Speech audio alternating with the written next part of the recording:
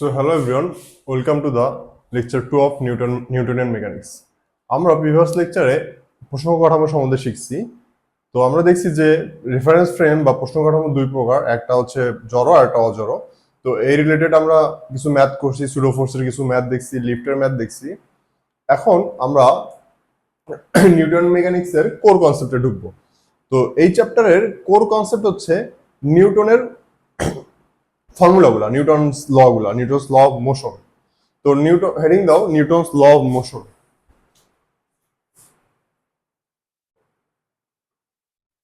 Newton's law of motion বা নিউটনের গতির সূত্র সমূহ। তো নিউটনের গতির সূত্র সমূহ কয়টা? তিনটা। তোমরা সবাই ভালো করে জানো, 9-10 তোমরা এই বিষয়ে পড়ছো। কি কি? Newton's first law, Newton's second law, Newton's third law. তো আজকে আমরা মেইনলি ফার্স্ট ল নিয়ে ডিসকাস করব। এক নম্বরে হচ্ছে নিউটনস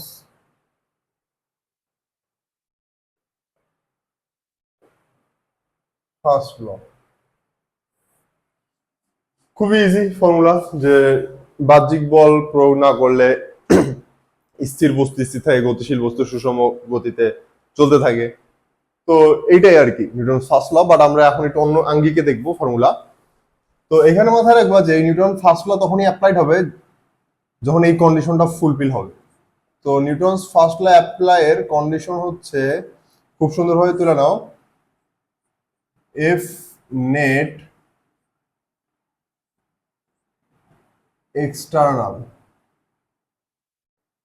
মাস্ট বি জিরো। বাহ্যিক বল, বাহ্যিক লব্ধি বল শূন্য হয়ে যাবে। প্রথমত লব্ধি হতে হবে, দ্বিতীয়ত এক্সটার্নাল ফোর্স হতে হবে, বাহ্যিক হতে হবে। এখন বাহ্যিক তাহলে আবার বিপরীত অভ্যন্তরীণ, তাহলে বাহ্যিক অভ্যন্তরীণ এগুলো আবার কি জিনিস? তো কোন বস্তুর উপরে বল হইতে পারে বাহ্যিক, হইতে পারে অভ্যন্তরীণ। যেমন সাপোজ একটা এক্সাম্পল হচ্ছে, ধরো হ্যাঁ আমি আমার চুল ধরে টানতেছি। হ্যাঁ, আমি যতই আমার চুল ধরে টানি না কেন, আমি কি উপরে উঠবো? ধরো আমি অনেক শক্তি, তাও আমি আমার চুল ধরে আমার উপরে তুলতে পারবো না চাইলেও। বা ধরো আমি আমার কোমর ধরে উপরে পুশ করতেছি, আমি উপরে উঠবো? উঠবো না। এগুলো হচ্ছে আমার অভ্যন্তরীণ বল বা ইন্টারনাল ফোর্স। তো এক্সটার্নাল ফোর্স বা বাহ্যিক বল কি জিনিস, এটা আলাদা। তো দেখি, ধরো হ্যাঁ, এটা একটা ব্যক্তি, এটা একটা ব্যক্তি। এ এই ব্যক্তি কর্তৃক এর উপরে যে যে বল প্রয়োগ হচ্ছে, ধরো এটা আমি, এটা তুমি, আমি তোমার চুল ধরে টানতেছি। হ্যাঁ ভাইয়া, খুবই খারাপ যদিও। আচ্ছা, চুল ধরে টানতেছি, তো আমি যদি তোমার চুল ধরে টানি তাহলে তো তুমি উপরে উঠবা। কিন্তু আমি যদি নিজের চুল ধরে টানি তাহলে কিন্তু উপরে ওঠার কোনো চান্স নেই। সাপোজ ধরো এটা একটা বাস, বাসটা এদিকে যাচ্ছে, বাসের ভিতরে এটা ধরো একটা সিট, এই সিটে একজন মানুষ বসে আছে। হ্যাঁ, তো এই সিটে বসে থাকা মানুষ যতই বাসের ওয়াল ধরে ঠেলুক না কেন, বাস কি কখনো মুভ করে? করে না। ওই যতই বাসের ভিতরে কি যাই করুক না কেন, বাস কখনো মুভ করা পসিবল না, কারণ ওই ওই বাসের ভিতরে অবস্থান করতেছে। তো আমাদের এক্ষেত্রে মাথায় রাখতে হবে যে বল প্রয়োগ করলেই হচ্ছে না, শুধু বাহ্যিক বল প্রয়োগ করতে হয়, মানে বাইরে থেকে। আমি ধরো যতই এই ওয়াল ধরে আমি ধাক্কা দিই না কেন, এই বিল্ডিং কে নড়বে? নড়বে না। এগুলো হচ্ছে ইন্টারনাল ফোর্স। তো আশা করি এতগুলো এক্সাম্পল দেওয়ার পর তোমরা ক্লিয়ার হয়েছো যে বাহ্যিক বল অভ্যন্তরীণ বল কোনগুলা। আরো আস্তে আস্তে আমরা এমনিতে ক্লিয়ার হবে ম্যাথ করতে করতে যে কোনটা বাহ্যিক বল, কোনটা অভ্যন্তরীণ বল। আসবে ম্যাথ, আসবে ম্যাথ আসলে আরো ক্লিয়ার হবে। তাহলে এখানে কন্ডিশনটা কি? বাহ্যিক বল শূন্য হইতে হবে, লব্ধি। প্রথম এখন নেট মানে কি? লব্ধি বল। ধরো এটা একটা বস্তু, এর উপরে এই দিক থেকে বল প্রয়োগ করা হচ্ছে 10 নিউটন, আবার এই দিক থেকেও বল প্রয়োগ করা হচ্ছে 10 নিউটন। বস্তুটা কি কোনোভাবে মুভ করবে? কোনোভাবে মুভ করবে না, কারণ এই 10 নিউটন এই 10 নিউটন কাটাকাটি যাবে। সো মুভ করার কোনো পসিবিলিটি নেই এখানে, কারণ এদের ক্রিয়া রেখে কি দেখতেছিস? একই না। আর বল ভেক্টর রাশি, তো এদের লব্ধি বল শূন্য হবে। এখন তুমি বলতে পারো ভাই বল প্রয়োগ করলাম, বস্তুটার কোনো কিছু হচ্ছে না কেন, কোনো গতি হচ্ছে না কেন বস্তুটার? কারণ এই যে আমি বাহ্যিক বল তো শূন্য আলটিমেটলি।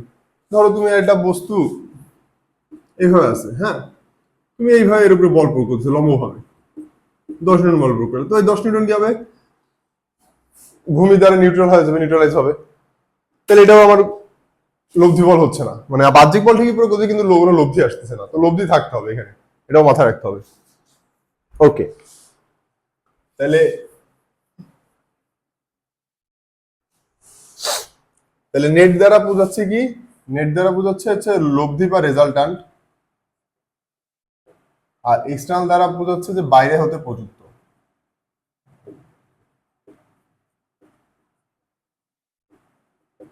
ওকে, তো খুব সুন্দরভাবে একটা স্টেটমেন্ট লিখে নাও, if net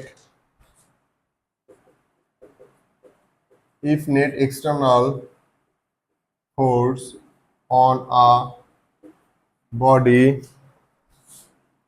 is 0, then there will be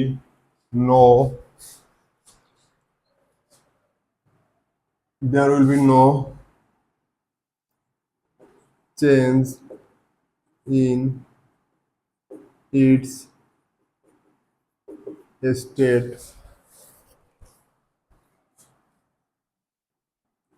of rest or state of uniform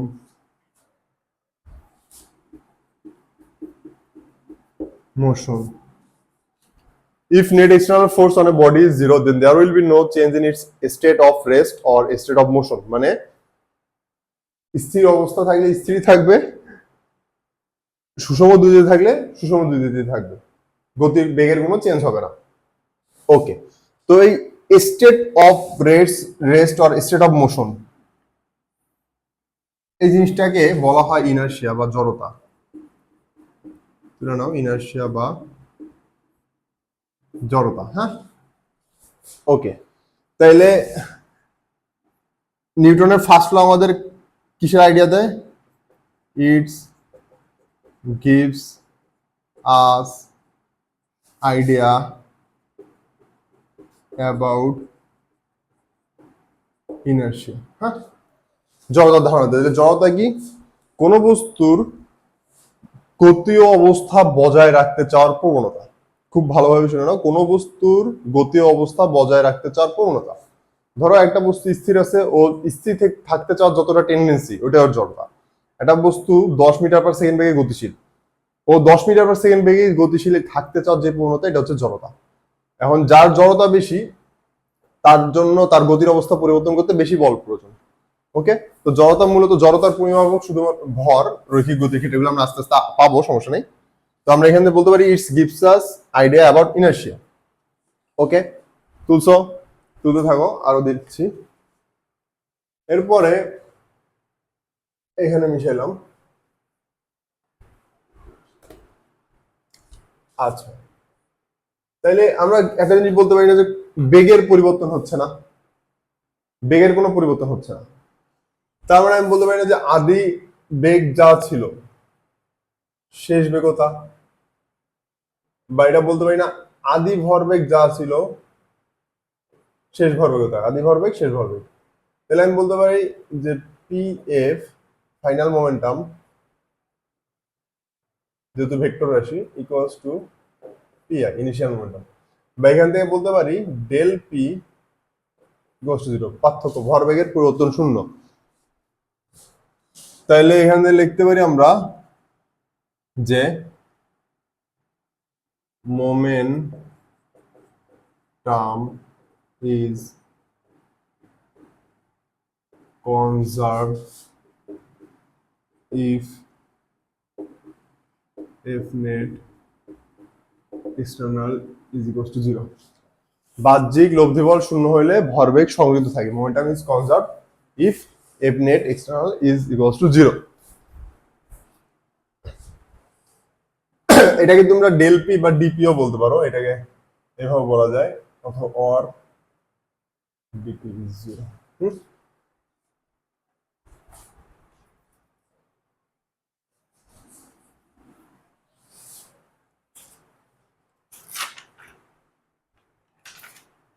suppose একটা এক্সাম্পল দেখাই,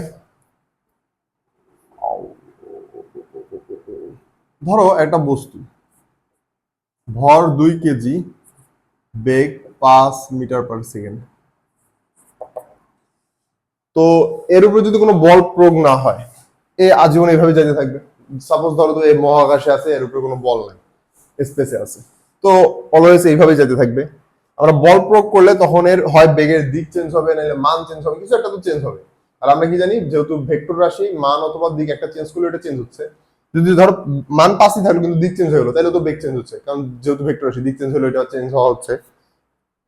তাহলে ভরবেগ আমাদের সংরক্ষিত থাকতেছে না যদি দিক চেঞ্জ হয়। কিন্তু যদি এইভাবেই চাইতে থাকে তাহলে আমি বলতে পারি না যে আদি বেগ আর শেষ বেগ অলওয়েজ সেম থাকতেছে, তার মানে ভরবেগ সংরক্ষিত থাকতেছে। তো সাপোজ এসে তুমি এটাকে ধরো একটা পুশ করলা পেছন থেকে, তাহলে কি এর ভরবেগ সংরক্ষিত থাকবে? থাকবে না, এর বেগ বৃদ্ধি পাবে, তুমি কারণ তুমি বল প্রয়োগ করতেছো।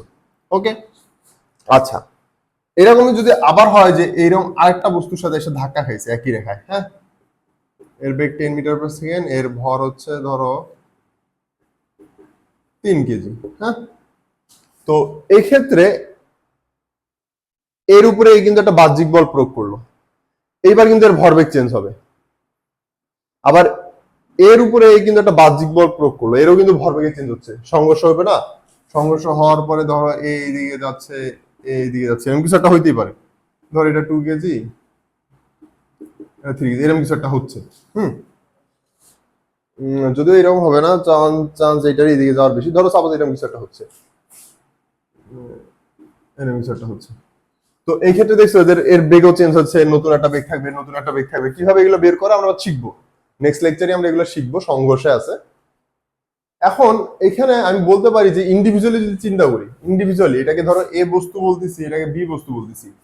ইন্ডিভিজুয়ালি চিন্তা করলে এ বস্তুর উপর বাহ্যিক বল প্রয়োগ করা হচ্ছে, বি বস্তুর উপর বাহ্যিক বল প্রয়োগ করা হচ্ছে। কিন্তু আমি যদি এটাকে একটা সিস্টেম চিন্তা করি, এই দুইটা বস্তু মিলে একটা সিস্টেম যদি চিন্তা করি, বাইরে থেকে কেউ কোনো বল প্রয়োগ করছে?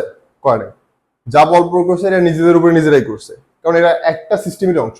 আমি আমার হাত দিয়ে আমার আর এক হাতে মারতেছি, তাহলে আর এক হাত টান দিছি, কেউ আমার উপর বাইরে থেকে বল প্রয়োগ করতেছে না, তাই না? একই সিস্টেমের অংশ। তো তুমি যদি এদেরকে ইন্ডিভিজুয়ালি চিন্তা করো তাহলে এদের উপরে বাইরে থেকে বল প্রয়োগ হচ্ছে, কিন্তু যদি তুমি এদেরকে সিস্টেম হিসেবে চিন্তা করো, একটা সিস্টেম অফ মাস হিসেবে চিন্তা করো, তাহলে কেউ বাইরে থেকে বল প্রয়োগ করতেছে না। তাইলে এই ক্ষেত্রে বলা যাইতে পারে যে momentum will be conserved in this type of collision. তো এই লাইনটা, এখান থেকে একটা লাইন খুবই ইম্পর্টেন্ট, মাথায় রাখবা অলওয়েজ, যে কোনো ধরনের সংঘর্ষেই ভরবেগ সংরক্ষিত থাকে। লেখা নাও, যে কোনো ধরনের সংঘর্ষেই ভরবেগ সংরক্ষিত থাকে, যে কোনো ধরনের সংঘর্ষেই ভরবেগ সংরক্ষিত থাকে। ওকে, এখন হেডিং দাও application of Newton's first law. মিশালে এগুলো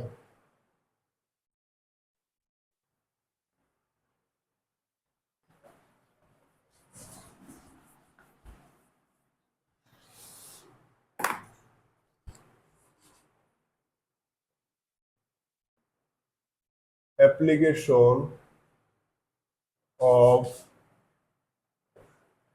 Newton's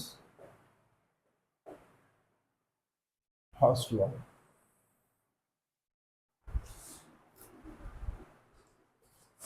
তো টাইপ 1 দেওয়া লেখা এক্সপ্লোশন বা বিস্ফোরণ।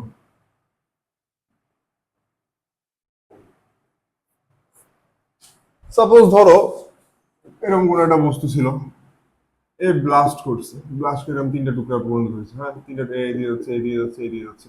তো এই ক্ষেত্রেও তো বাইরে থেকে কোনো বল প্রয়োগ হচ্ছে না। হুম, সিস্টেমের উপরে বাইরে থেকে হচ্ছে, যদিও ধরো গ্র্যাভিটি হচ্ছে, বাট আমরা খুবই স্বল্প সময়ের জন্য চিন্তা করতেছি। ধরো সাপোজ মানে ধরো কয়েক ন্যানো সেকেন্ডের জন্য, ব্লাস্ট হওয়ার পরে ধরো কয়েক মিলি সেকেন্ড বা কয়েক ন্যানো সেকেন্ডের জন্য চিন্তা করতেছে, ওই টাইমটার জন্য তার গ্র্যাভিটি খুব একটা বেশি বল প্রয়োগ করতে পারতেছে না। মানে বল প্রয়োগ করতেছে বাট খুব একটা বেশি ভরবেগের পরিবর্তন হচ্ছে না। তো কয়েক ন্যানো সেকেন্ডের জন্য আমি চিন্তা করলে, যখন ঠুস করে ফাটলো, তখন এই ফাটার পরের মুহূর্তে, ইমিডিয়েট পরের মুহূর্তে তো এদের ভরবেগ সংরক্ষিত থাকতেছে, খুব একটা চেঞ্জ হচ্ছে না। তো এই ধরনের সংঘর্ষের ক্ষেত্রে আমরা ভরবেগের সংরক্ষণশীলতা সূত্র অ্যাপ্লাই করতে হবে। ওকে,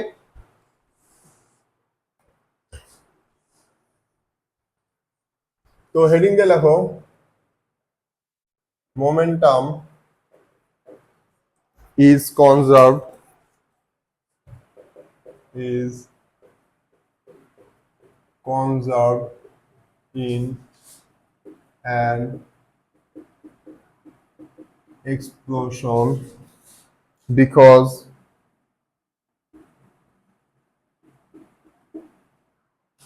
it's an internal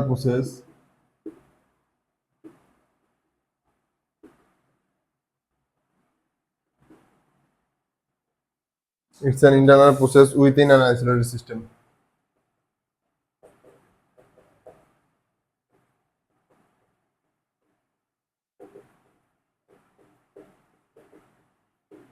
Yeah.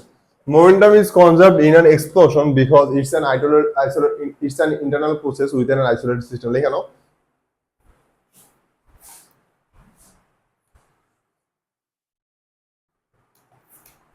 তো একটা অঙ্ক তোলো, অঙ্কটা হচ্ছে মিশালাম, এই লাইনটা মিশিয়ে তুলি।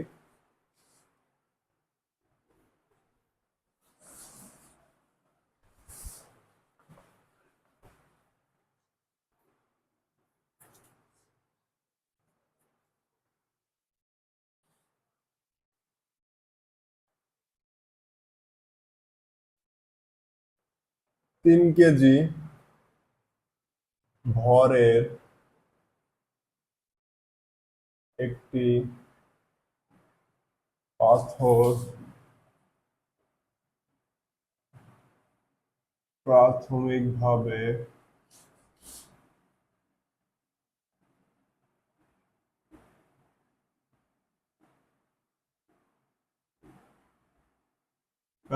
স্থির অবস্থানে ছিল।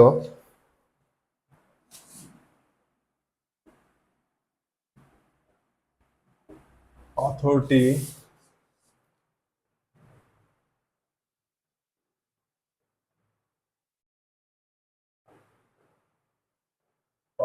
বিস্ফোরিত হওয়ার ফলে 1:1:3 অনুপাতে বিভক্ত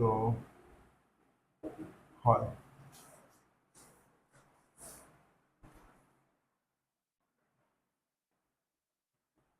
সমান ভরের টুকরো দুটি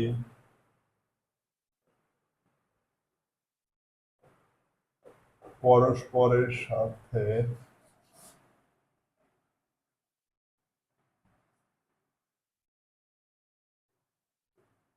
লম্বভাবে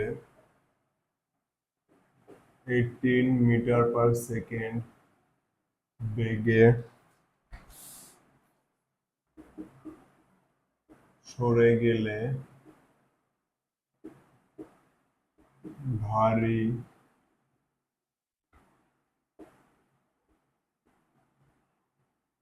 বেগ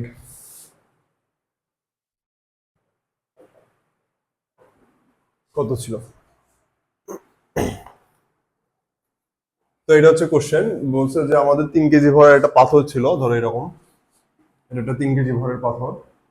এটা হচ্ছে বিস্ফোরণের পরে 3 ভাগে ভাগ হয়েছে, ধরো 1 ভাগ, 2 ভাগ, 3 ভাগ। হ্যাঁ, তো বলছে 1:1:3 এর মধ্যে বিভক্ত হয়। আচ্ছা, তার মানে ধরি এক্স অনুপাত করতে পারো, x+x+3x কত? 3 কেজি। হ্যাঁ, তাহলে 5x 3 কেজি, অর্থাৎ x কত?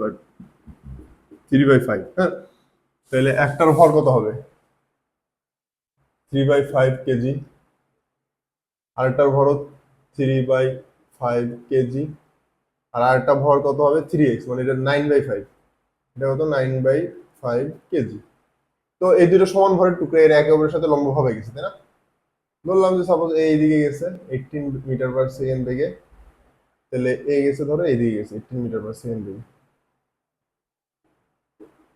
তো বলা হচ্ছে যে এর বেগ কত, এর বেগ কত, এটা হচ্ছে তৃতীয় টুকরাটির ভারী টুকরাটির বেগ কত ছিল, এটা হচ্ছে কোশ্চেন আমাদের।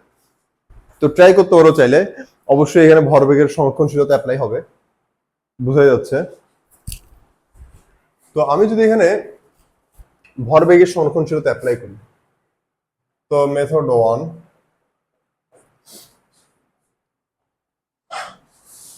এটা হচ্ছে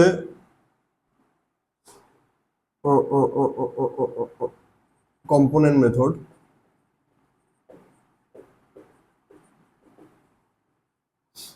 ভরবেগ সংরক্ষণশীলতা মানে কি, আদি ভরবেগ এবং শেষ ভরবেগ সমান হবে। তো বস্তুগুলার এক্স আদি ভরবেগ এক্স অক্ষ বরাবর P I x equals to P F x, x অক্ষ বরাবর আদি ভরবেগ, এগুলো এক্স অক্ষ বরাবর শেষ ভরবেগ হবে।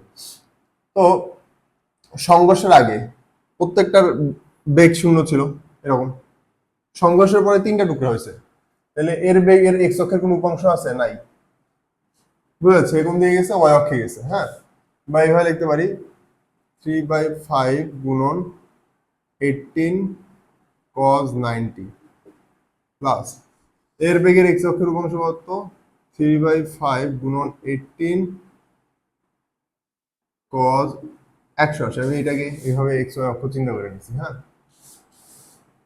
প্লাস 9/5 ভি এক্স, এর এক্স বেগের এক্স অক্ষের উপাংশ। হ্যাঁ, তাহলে এখান থেকে আমি পাচ্ছি 3 3 5 5 5, 3 এটা কমন নিলে এখানে আসে 3, তাহলে কত আসতেছে 18 cos 90 মান তো 0,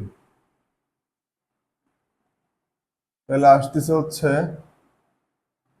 3vx ইকুয়ালস টু -18, বা vx ইকুয়ালস টু -18/3 বা -6। হ্যাঁ, এখন আমি এটা যদি সেমটাই ওয়াই অক্ষে অ্যাপ্লাই করি, p i y equals to P f y, তো প্রথমটার ভর কত, এটা কি হবে, এটা মানে কি, মানে হচ্ছে আদি ভরবেগ সবগুলোরই তো শূন্য ছিল, এখন এটা কি, প্রথম বস্তুর ভর কত 3/5 গুণন বেগ কত 18, 18 ওয়াই অক্ষের উপাংশ কি আমরা নেই, আমরা তো জানি উপাংশ ভেতরে কত হয়, সাইন 90 প্লাস 3/5 গুণন 18 গুণন সাইন 180 প্লাস 9/5 ভি ওয়াই।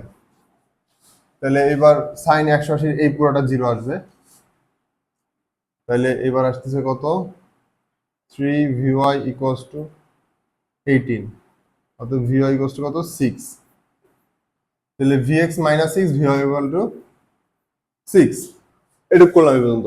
এরপরে এখানে করতেছি, তাহলে v কত, root over vx square plus vy square minus 6 square plus 6 square করলে আসবে 6√2, এটা অ্যান্সার। আশা করি বুঝছো। এখন এগুলা না বুঝলে কেমনে কি, এটা তো ভেক্টরটা ভালো করে পড়তে হবে, এটা কিছুই না উপাংশ না, মানে কিছুই না, জাস্ট উপাংশ বিধি। এটা কি, আদিতে বস্তুটা পুরোটা বস্তুর ভর কত, আদি ভর, পুরো বস্তুর আদি ভর কত, আদি ভর হচ্ছে 3 কেজি, আর আদি বেগ ছিল 0। আর এখানে কি, প্রথম অংশের ভর, প্রথম অংশের বেগ, দ্বিতীয় অংশের ভর, ভর বেগ না, এমভি এমভি এমভি, ভাগ ভাগ করে নিছি। আর উপাংশ তো বুঝোই যায় যে এটা কত ডিগ্রি করেছিল, এক্স অক্ষের উপাংশ যখন নিব তখন কজ নিব সবগুলো, আর ওয়াই অক্ষের উপাংশ যখন নিব তখন সাইন নিব সবগুলো। আর আমরা এটা হচ্ছে এই 3 নম্বর ভরটার, মানে 3 নম্বর অংশটার এক্স অক্ষের উপাংশ এবং ওয়াই অক্ষের উপাংশ বের করছি। আর তাইলে তাইলে লব্ধি কত হবে, মানে লব্ধি বেগ কত হবে, এই দুইটার এক্স অক্ষের এবং ওয়াই অক্ষের উপাংশের লব্ধিটা। তো এটা একটু লেন্দি মেথড ছিল, এবার মেথড 2 দেখবো, এটা আরো ইজি।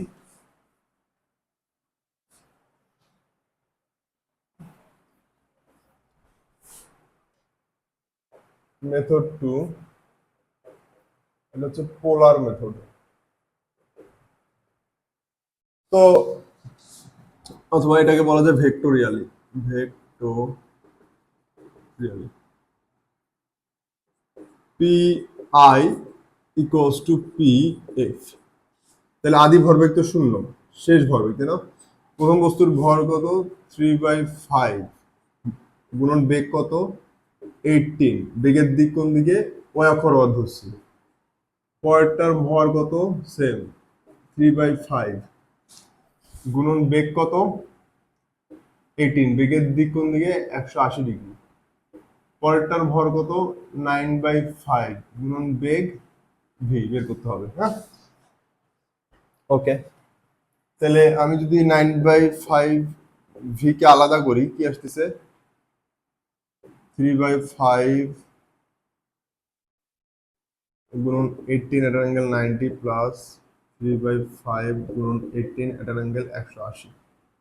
5 5 5 বাদ গেল, 3 3 গেল 3, তাহলে ভি কষ্ট কত আসতেছে, আবার এই 3 টা এখানে ভাগ দিলে হচ্ছে 6 6 at an angle 90 plus 6 at an angle 180।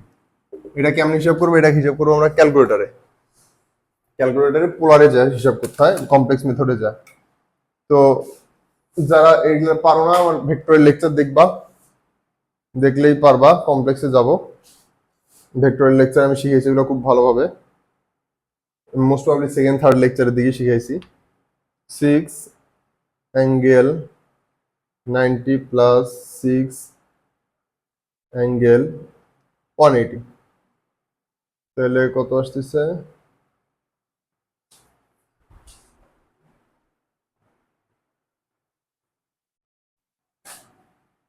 8.4852 at an angle 135। এটা হচ্ছে মান, এটা দিক যে এটা কি এটাই 6√2 মিলাই দেখতে পারো হিসাব করলে 6 গুণন √2, এই যে এই ভ্যালুটাই আসে, এটা 6√2 ভ্যালু। তাহলে বেগের মান দিক একবার ইজিলি চলে আসলো। ঠিক আছে, ইজি একটা ম্যাথ ছিল, একদম এক্সপ্লোশন। এই ম্যাথটা অনেকে অনেক ভাবে করবে, বাট এই দুইটা মেথডে আমি শিখাইলাম।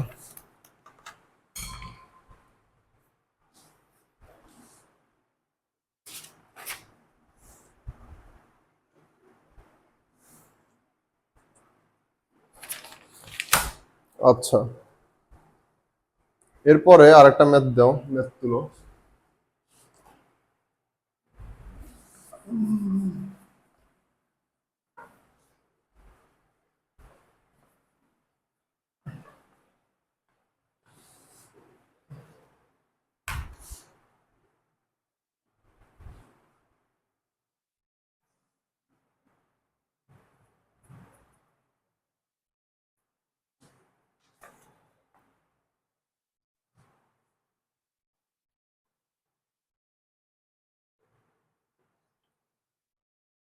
কোশ্চেনটা হচ্ছে একটা বস্তু ছিল স্থির অবস্থায়, হ্যাঁ, থেকে ও বিস্ফোরিত হয়েছে,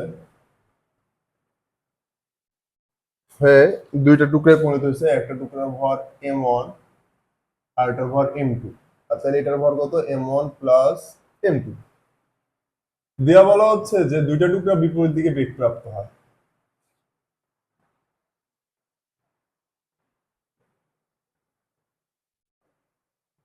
তো বলছে v1/v2 ইকুয়ালস টু হোয়াট, এটা কোশ্চেন। এটা হচ্ছে স্থির অবস্থায় ছিল, রেস্ট। তাহলে স্থির অবস্থায় থাকে একটা বস্তু বিস্ফোরিত হয়, দুইটা বেগ প্রাপ্ত, দুই দিকে দুই বেগ প্রাপ্ত হয়েছে, একটাই দিয়েছে v2 বেগে, এটা দিয়েছে v1 বেগে। ওকে, তাহলে যদি সলভ করি, এই চাইছে v1/v2 এর অনুপাত করো, হ্যাঁ কোশ্চেনটা। তো আমি কি অ্যাপ্লাই করবো, এটাও যেহেতু সংঘর্ষ অঙ্ক, তাহলে আমি এটা অ্যাপ্লাই করতে পারি pi ইকুয়ালস টু pf। তো আদি ভরবেগ তো শূন্য, এর ভরবেগ কত, এর ভর m1, এর বেগ কত v1, দিক কোন দিকে বাম দিকে, তাহলে এটাকে কি বলতে হবে মাইনাস আই ক্যাপ, এক্স অক্ষের বাম দিকে রাখলাম এভাবে, প্লাস m2 গুণন v2 এটা আই ক্যাপ। তাহলে এটাকে এই পাশে নিলে আমি বলতে পারি না m2 v2 I cap equals to m1 v1 I cap. Okay, তো এখান থেকে যদি আমি আই ক্যাপের সহগ সমযোজিত করি, তাহলে বলা যায় m2 v2 equals to m1 v1। তাহলে v1/v2 ইকুয়ালস টু কত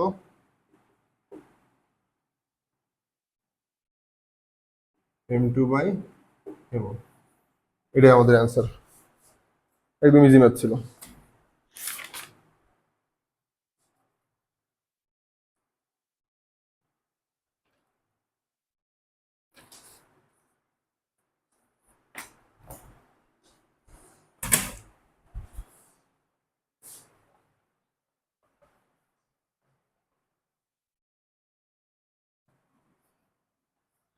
এরপর আরেকটা ম্যাথ দেখবো, সেটা হচ্ছে কনসেপ্ট বুকের ম্যাথ। তো এই ম্যাথটা কি দরকার? না, এই ম্যাথটা দরকার না, না করলেও হবে। না, এরকম আর লাগবে না, দরকার নেই। ওকে, এবার টাইপ 2 হেডিং দাও। টাইপ 2, এটাকে বলবো আমরা ব্যাকওয়ার্ড ভেলোসিটি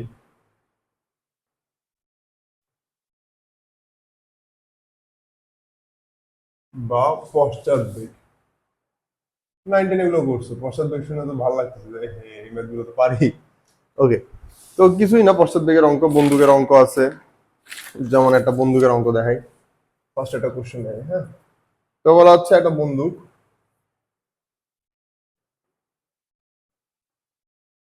বন্দুক থেকে একটা গুলি ছোড়া হয়েছে, গুলির বেগ 300 মিটার পার সেকেন্ড, ভর হচ্ছে 0.3 কেজি, বন্দুকের ভর 1.5 কেজি, বলা হচ্ছে বন্দুকের পশ্চাৎ বেগ কত, ভি ইকুয়ালস টু হোয়াট।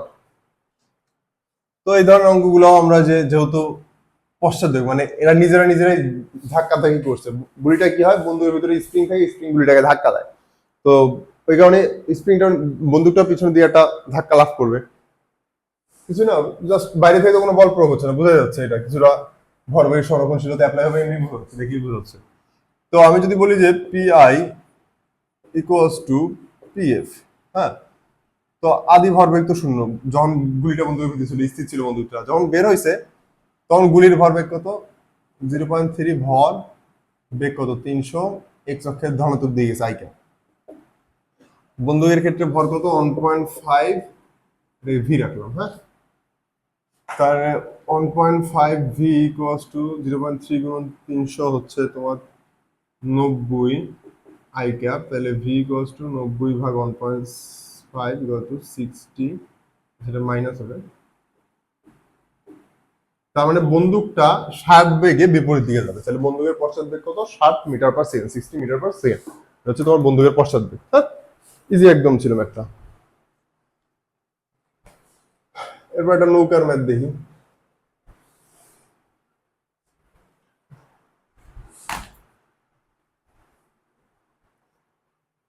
একটা নৌকা,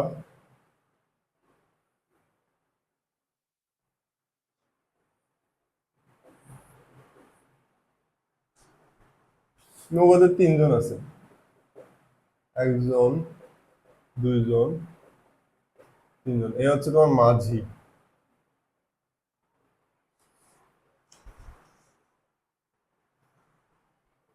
এর ভর হচ্ছে তোমার 25 কেজি,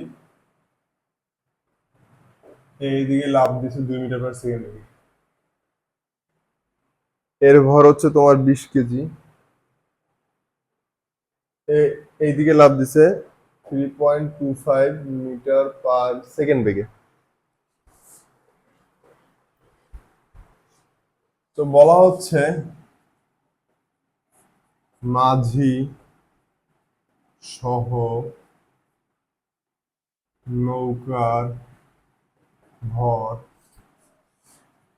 মাঝি সহ নৌকার ভর 300 কেজি হলে নৌকাটি কোন দিকে কত বেগে যাবে, এটা কোশ্চেন। মাঝি সহ নৌকার ভর 300 কেজি, নৌকাটি কোন দিকে কত বেগে যাবে। তো এই ধরনের অঙ্ক 9-10 করে আসছো, বাট তাও একবার রিক্যাপ করছি, কারণ আমরা এখন নতুন একটা মেথড শিখছি কিভাবে ভেক্টরের মাধ্যমে করা যায়। P I equals to P F, initially তো সবাই রেস্টে ছিল, তো ইনিশিয়ালি ভরবেগ শূন্য। পি এফ এর কথা যদি হিসাব করি, তাহলে এর ভর কত 25, বেগ কত 2, 2 আই ক্যাপ, এর ভর কত 20, বেগ কত 3.25 মাইনাস আই ক্যাপ, বাম দিয়ে গেছে। হ্যাঁ, আর বাকি কত আছে 300 ভি।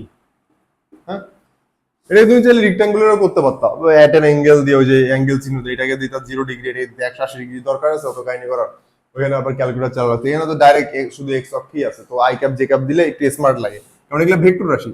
তুমি এখানে যদি ভেক্টর চিহ্ন দাও আবার এখানে জাস্ট প্লাস বসাও, এখানে তুমি কি করতে আগে এটাকে +2 লিখতে, এটাকে -3.25 লিখতা। এটা আনস্মার্ট ওয়ে, এটা হচ্ছে স্মার্ট ওয়ে। তাহলে এটা কত, 50 - 50 i ক্যাপ প্লাস কত 20 গুণন 3.25, 65 i ক্যাপ। তাহলে কত আসতেছে 15 i ক্যাপ 300 ভি। তাহলে ভি সমান 15 i ক্যাপ বাই 300, তাহলে 15/300, তাহলে 0.05 i ক্যাপ আসছে ভি এর মান। হ্যাঁ, তার মানে বলা যায় যে নৌকাটি 0.05 মিটার পার সেকেন্ড বেগে I cap plus I cap মানে কি ডান দিকে 25 কেজি বালক যেদিকে লাফ দিছে ওইদিকে যাবে। তাহলে অ্যান্সারটা এইভাবে লিখতে হবে যে নৌকাটি 0.05 মিটার পার সেকেন্ড বেগে 25 কেজি ভরের বালকটির যেদিকে লাফ দিছে সেই দিকে আগাবে। শেষ অ্যান্সার। ওকে, তুলে নাও ম্যাথটা।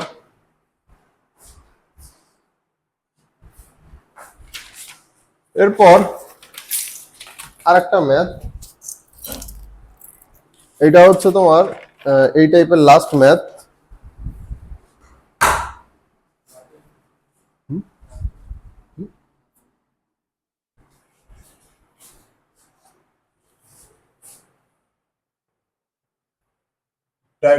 এটা হচ্ছে তোমার লাস্ট ম্যাথ পশ্চাৎ দিকে।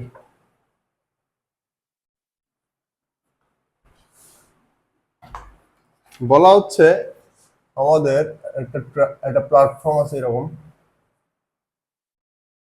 প্ল্যাটফর্মটার উপরে একটা হিঞ্জ আছে, হিঞ্জের সাথে একটা কামান যুক্ত আছে।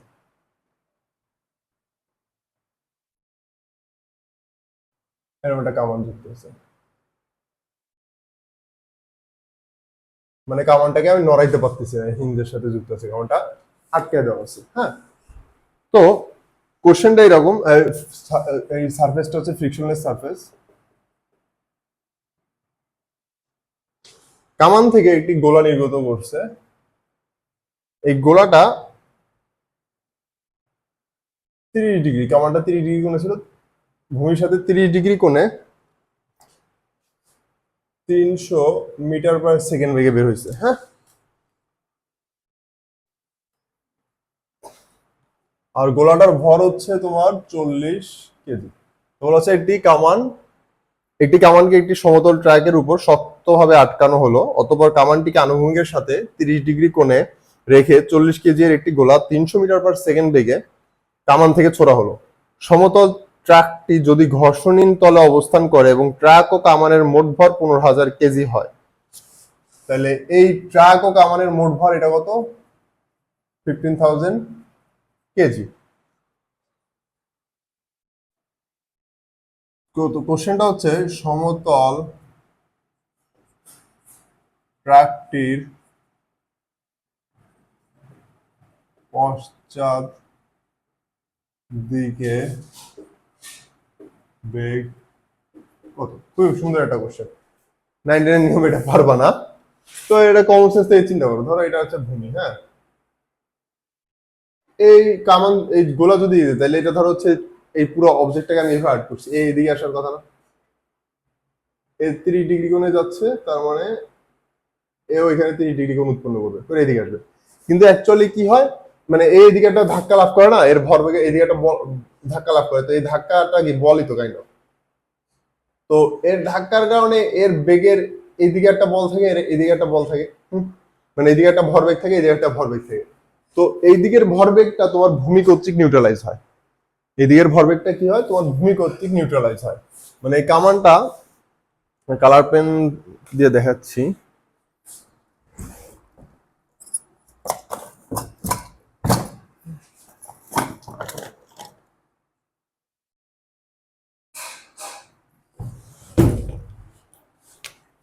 এই কামানটা এইদিকে যে একটা ভরবেগ লাভ করবে, ওর দুইটা উপাংশ থাকবে, একটা হচ্ছে এই দিকের উপাংশ, একটা এই দিকের উপাংশ। তো এই উপাংশটা তোমার নিউট্রালাইজ হবে ভূমি কর্তৃক। ভূমি কি করবে, এটাকে নিউট্রালাইজ করবে। ধরো আমি যখন হাঁটি মাটিতে, আমি কি করি, আমার পা কর্তৃক এই দিকে একটা বল প্রয়োগ করি। তো এই মাটি কি করে, সেম এজ আমাকে বিপরীত দিকে একটা বল দেয়। তো এই বলের ধাক্কা দেয় আর কি, ধাক্কার এই দিকের উপাংশটা, মানে আমার ধাক্কার এই দিকের উপাংশটা নিউট্রালাইজ হয়, আর এই দিকের উপাংশটার কারণে আমি আগাই। হ্যাঁ, তাহলে এখানে বলতে পারি যে এই উপাংশটা, ওয়াই অক্ষের যে উপাংশটা, এটা বাদ চলে যাবে। জাস্ট এইটাই হচ্ছে পশ্চাৎ বেগ, যেটা পিছনের দিকে, যেটা এক্স অক্ষ বরাবর আছে। তাইলে আমি যদি ভরবেগের সংরক্ষণশীলতা অ্যাপ্লাই করি,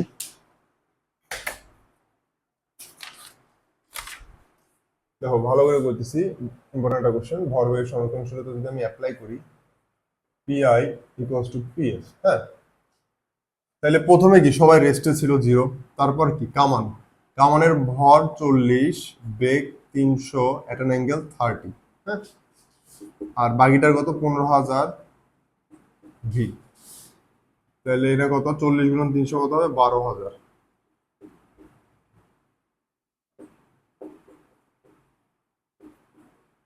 তাহলে ভি ইকুয়ালস টু কত, -4/5 এট অ্যান অ্যাঙ্গেল 30, এরকম কিছু একটা আসতেছে। হ্যাঁ,